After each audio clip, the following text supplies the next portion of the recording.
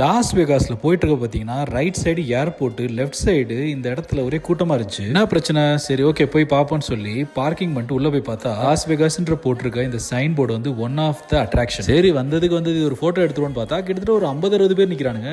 டேய் இதில் நின்று எப்படா ஃபோட்டோ எடுக்கிறது, 1 hour ஆயிரம் போலேன்னு யோசிச்சிட்டே இருந்தேன். ஒரு மனசு சொல்லிச்சு, இங்கேருந்து பார்த்தாலே அந்த போர்டு தான் தெரியுது, இது எதுக்கு நம்ம 1.5 நேரம் வெயிட் பண்ணி அங்கே போய் எடுக்கணுமா, தேவையே இல்லை அப்படின்னு சொல்லி சும்மா லைனில் நின்றுட்டே இருந்து. புதுசாக கல்யாணம் ஆன ஜோடிலாம் வந்திருந்தாங்க. கல்யாணம் பண்ணிட்டு டேரெக்டாக சர்ச்சிலேருந்து நேராக இங்கே வந்துட்டாங்களா, இந்த போர்டு கீழே தான் நாங்கள் ஃபோட்டோ எடுப்போன்னு. என்ன ஒரு கடமை உணர்ச்சி அப்படின்ற மாதிரி பார்த்துட்டு ரைட் சைடில் பார்த்தா கூட்டமே இல்லை.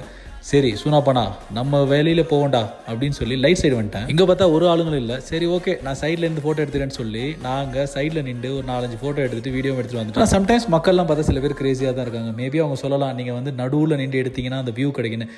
கண்ணுக்கு குளிர்ச்சியாக எனக்கு வியூ கிடச்சிருச்சு, இதுக்கப்புறம் நான் ஃபோட்டோ வச்சு என்னப்பா செய்ய போகிறேன் அப்படின்ற மாதிரி வந்துட்டேன். பாவம் பயப்புள்ளங்க 1.5 மணி நேரம் நின்று ஃபோட்டோ எடுத்துருப்பாங்க. சரி நம்ம அடுத்த இடத்துக்கு போவோம்.